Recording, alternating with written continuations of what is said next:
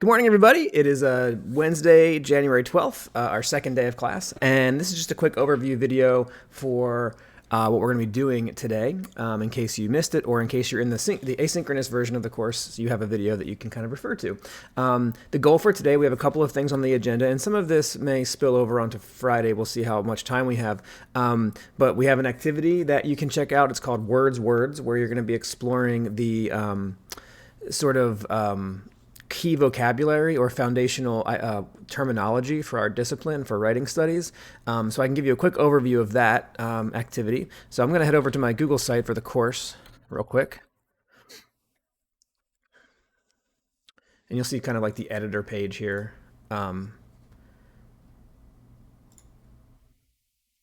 So we have an activity today. I can actually view publish site for you so you can actually see it. Oh, whoops, I clicked on the wrong one, my bad. Let me rewind.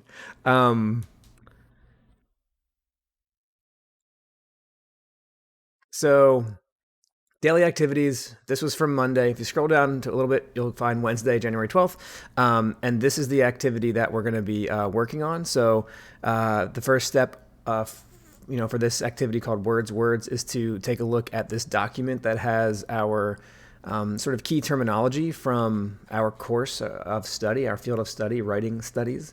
So remember, we're sort of in this class is not about essays and that kind of. It's about essays, but it's not about like teaching how to write essays. It's more about studying writing as a field of study, the same way a biologist would study biology or a chemist would study chemistry. And so there's important terminology that we need to explore. So the first part for today is to take a quick look at this document, scroll through it, and then select 3 terms from that document. And for each term that you select, kind of define that word in your own way. Just give me sort of a recap or a summary of what the definition of that word is. And then I would love for you to find sort of an example of that thing from the internet. It could be a video or an image or some other piece of writing. So, for example, if you chose, peer-reviewed journal, how would you define a peer-reviewed journal? What's your experience with that? And then can you find me an example of that from the internet? Or plagiarism. How would you define plagiarism? And go find me an example of plagiarism and share that on the wall. So do that 3 times for 3 different words. And then from there, we have 2 other activities to kind of complete this week. The first one is to create your own Google site. I had folks kind of do this on Monday, but if you haven't done this yet, I will show you how to do it. It's very simple. Step 1 is to just head over to Google Sites. You can Google Sites. Google Sites is a website builder. It's a website building platform that you can use to create your own website. And we're going to be using a Google site as pretty much your home base for the course, for all the writing that you do, your final portfolio. It's all going to be housed in this one Google site that you're going to create this week. So first step is to sign in to Google Sites with your UNC credentials. As you can see here, I'm signed in with my UNCC info. Here, one second. Let me fit this to my screen a little bit better so you can see it. There we go. It's odd. There we go. I'm signed in with my UNC credentials, as you can see up here. And then you're going to want to click on blank. So create a new site, click on blank, and it's going to just immediately pop up with this sort of brand new Google website. You're welcome to title this. You could say Justin Carey's Words 1103 portfolio or something a little more clever than that. Up to you if you want to call it whatever you'd like. You can put your name on it. You can easily drag around these titles. You can change your title image. If you want to upload your own image or create an image, you can do that. All sorts of customization options here on Google Sites, and we'll be going into more of this throughout the semester. But for now, we're just kind of creating the site. And then what you're going to want to do is just click the Publish button. When you do that, it's going to ask you to come up with a web address for this. You can, again, come up with a name that's easy to remember. You might try, like your last name, Words 1103. Maybe even put the word portfolio in there. Maybe a number or something. Whatever you want. It's up to you. Just kind of create that. I'm going to call this one Sample Portfolio. 1103 Spring 22. And I'm going to click Publish.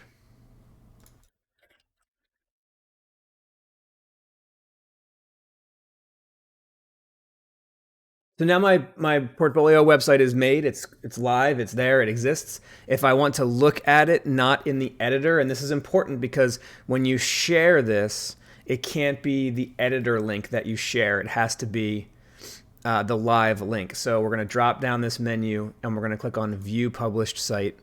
And this is what it looks like as an actual website. And here's the actual URL link for my portfolio website. And one thing that you're going to want to eventually do is to copy this link and go back to our Google site homepage for the course. And if you'll see, there's a link on our course site that says Google Sites Collection. If you click that, it brings up a spreadsheet, and here's everyone in Words 1103. This is everybody's portfolios. So you can just put your name, and you can put a link. And that's what you want to do with the URL link for your sample portfolio. Then we'll be adding a lot to this portfolio throughout the next 16 weeks. Various pages, various pieces of writing, all kinds of stuff. The things that we do in these sort of daily activities, you'll want to kind of maybe collect those things here on your portfolio. And there's lots of different ways to do that. What I would suggest here in the early stages of this is to go ahead and take a look at these little tabs right here. It says Insert, Pages, and Themes. If you click on the Pages button, it allows you to use this plus down here, which you can't quite see there. But yeah, use this plus to add a new page to your portfolio. And you might call this page Daily Writing or Journal or whatever you like. This is a good page to create so that you can keep track of the things that we do in class on a daily basis. When I ask you to maybe start class with a little bit of writing, when I ask you to reflect on something in class, when I ask you to do a discussion or to post your thoughts or to share, often we do these kinds of things on Padlet walls, and there's ways to incorporate that here. But yeah, if you create a page called Daily Writing, then you can kind of collect and capture the work that you do during class. So what I'm going to do on my sample pages, I'm going to go over to our daily activities page. And if you notice for today, we have a Padlet wall that we're working on so that we can all share together. If you want to use this same Padlet wall and put it into your portfolio so you have this activity captured in your portfolio, simply click the share button. And you might not have access to this because of this, visitors can edit. So you should have access to the share settings. And if you don't, I can provide the code. But you can actually grab the embed code for this Padlet wall for today, and you can copy it, and then you can put it directly onto your own portfolio as sort of an example of what you did today. So if we go back to your portfolio here, the sample one that I'm creating, you can click on the embed button here. We went back to the insert tab. You can embed any, you can insert any content you want onto your pages, text boxes, images, YouTube videos, anything. So if we click embed and we want to embed from the web through an embed code, so choose that option and then paste that embed code here. And what you're going to get is that Padlet wall on your actual website. And what I'm going to actually do here is provide the embed code for this wall, so that in case you aren't able to access it, you can copy it right from there. I might also suggest labeling your work clearly. So, daily activity from January 12th or week 1, or however you want to label that. Words, exploring the vocabulary of our discipline. And we can make that a little bit bigger if we want. We can turn that into a heading. So that's looking really good. And that's kind of what you want to do. That's kind of how you're going to start to build up your portfolio. When you've made new changes, you just click publish. It's going to sort of show you a updated version of things, and then click publish. And then you can view your published site to sort of see how things look currently. So that's what we're going to be doing in class. That's part of the activity for today, is sort of setting up all of that. And then the next step, the last thing we're going to do today is something that we're going to add to the front page of your portfolio. We're going to make something called an info card. And it's just a way to introduce yourself, to kind of acclimate yourself to our course and to each other, and to help me get to know you a little bit better. And so we're going to use a website to do this called Canva. Maybe some of you have heard of Canva. This is a third-party application that I would strongly suggest that you set up an account for. You can just use your UNC email account and come up with a password and create an account for Canva. This is a very useful tool that we're going to use for a lot of stuff in the class. It's a visual design tool, and it's free, and it's very easy to use, and I really like it. So I would highly suggest that you set up an account here when you can, and start to use this. So what is this info card thing that we're going to make today? Well, the idea is to create almost like a business card, a digital business card that you can kind of share with folks and give to them to let them get to know you a little bit.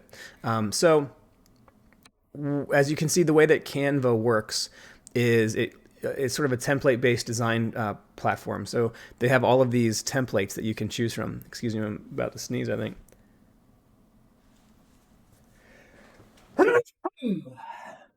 Thanks, sorry. And the one for today that I would suggest that you use is the one called the business card. So click on business card. And as you can see on the left, on this left column, you've got all the things that you could ever want to add to your visual design here, all these different elements. And then you've got some templates that sort of do some prefab designs for you. And you're welcome to use one of these to start with if you'd like, or you can just start with a blank workspace. One thing to keep in mind, you'll notice as I mouse over these items, some of them say free and some of them say pro in the lower right-hand corner. If you add an element that says pro, they're going to ask you to pay for it before you're allowed to download or use the image that you've created. So we're going to stick with ones that say free so that you don't have to dish out any money for this course. So make sure you're choosing ones that say free, or you can just start from scratch, which is what I'm going to do here to just show you how this works.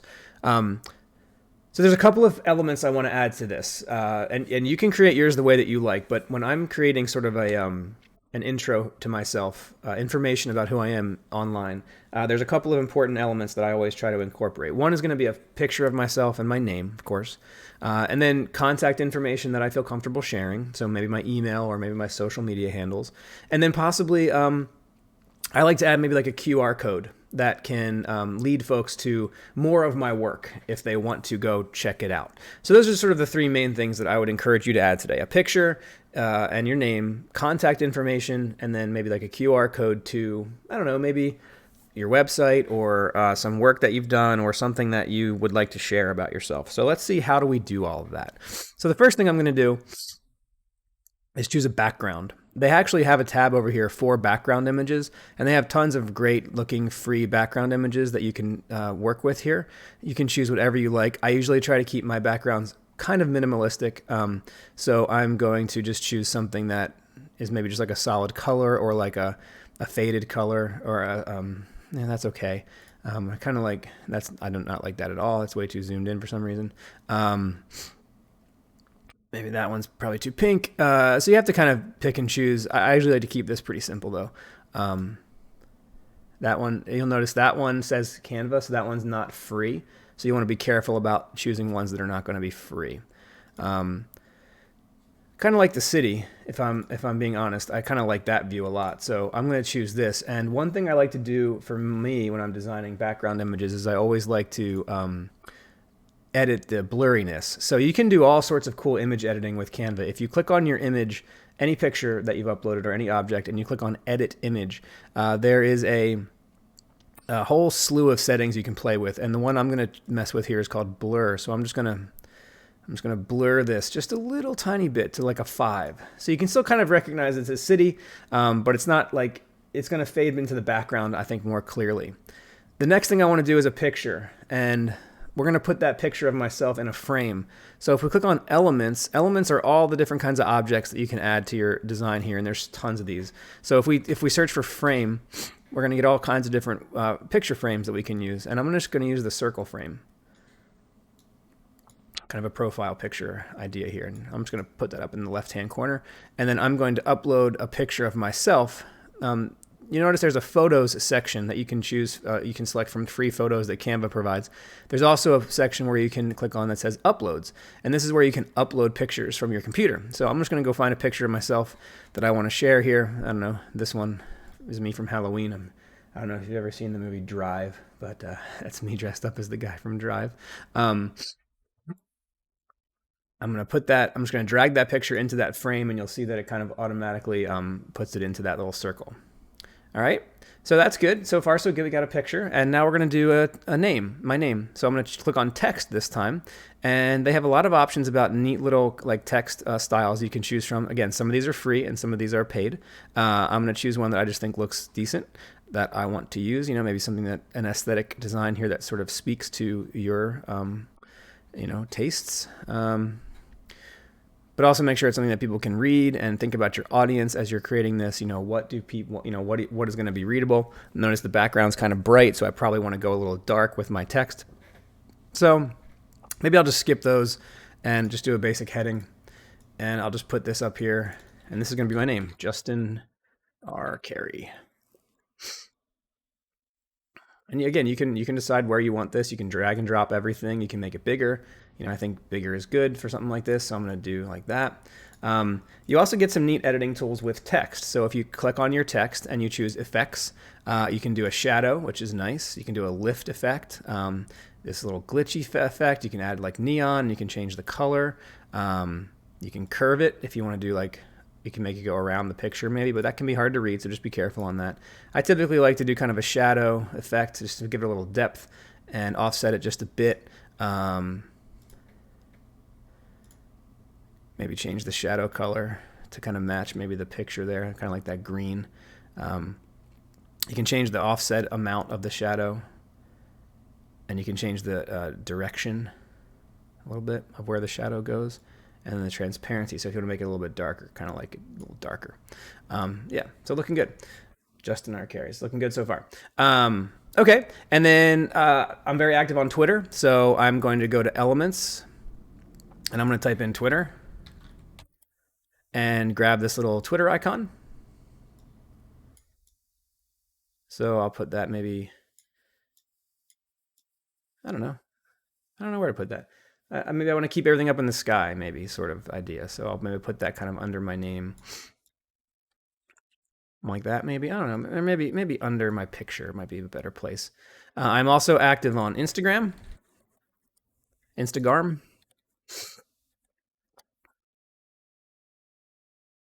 Try to make these about the same size if I possibly can.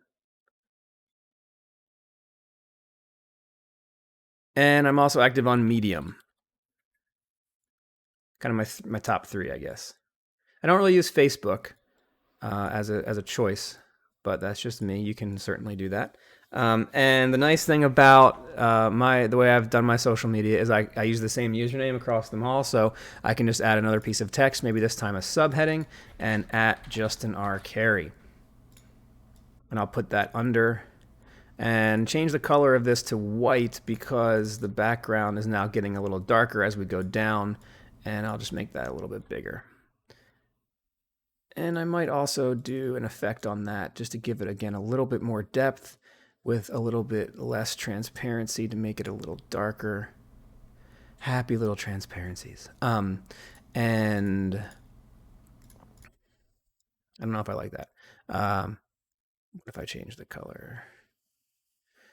It's okay. That may need some work. One thing, if you're having trouble with the background, is we can go back to the background image and we can make the background image darker. And I think that also helps to bring up the text. If the text is getting hard to read, we can make the background a bit darker. So you can do that too. And I also sometimes like to do a little vignette on the background. So yeah. All right, that's looking pretty good. And last thing, so we've got my name, got my contact. Oh, and also might want to put my email. One quick pro tip is if you hold Alt or Option on your keyboard and you drag something, it will automatically copy it. So I really don't like this black and white two-tone here. I think I need to change that to something else.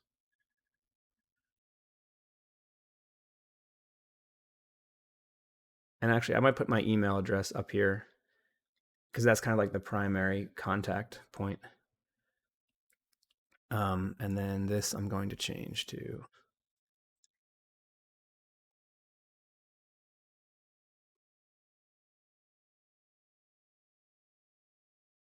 I might just get the shadow off.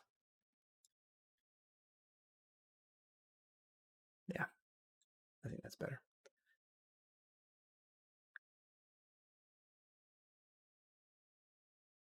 Okay.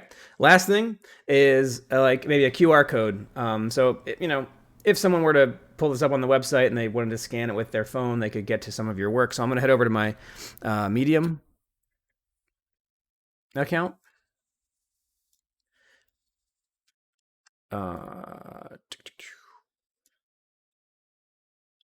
So this is my Medium page. I post some of my writing here. So I'm gonna click on I'm gonna copy the link here, and then I'm gonna Google make a QR code. You can choose any QR code maker that you want.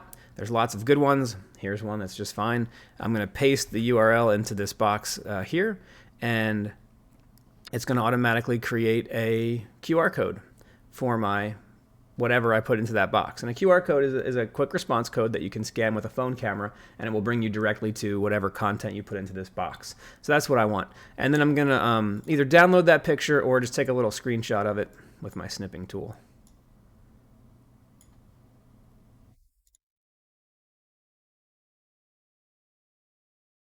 Command-Shift-4 on a Mac, if you're using a Mac. Snip. All right. And then I can go back to my info card here that I'm working on, and I can upload this QR code as a picture. You're welcome to put that in a frame if you'd like to. You don't have to, but I'm just going to kind of put that down there. And then I might just also add a little caption to say something like, scan this for more of my work. And we'll change that text color to white as well. And we will write justify that because it's on the right side of the composition.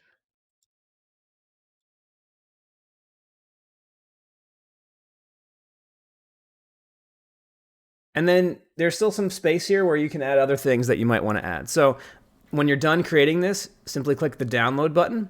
Download it as a PNG file because we're going to be adding it to our Google site. So download that there, PNG. It's going to download to your computer, and then head back over to your Google site. On the home page of your Google site is where your info card is going to live. And so to do this, we're just going to simply use the image button. So we're going to we're going to click on image, and it's going to say we want to upload an image. And then we choose our card, and there you go. And now you can sort of add this. I'm going to make mine just a touch bigger, so it's a little more clear what it is. And you can kind of change the cropping or the editing on this if you want a little bit. So that's me. That's what I look like. That's who I am. And again, you might want to, once you see it like in action on your website, you might want to go back and tweak the design in Canva a little bit, maybe make the picture bigger. It's up to you. And then I'm going to add next to it a little text box that says, hi, I'm Justin, and welcome to my Words 1103 portfolio. Here you will find a curated collection of writing, compositions, reflections, and work from Words 1103, Spring 2022. What is my goal for this portfolio?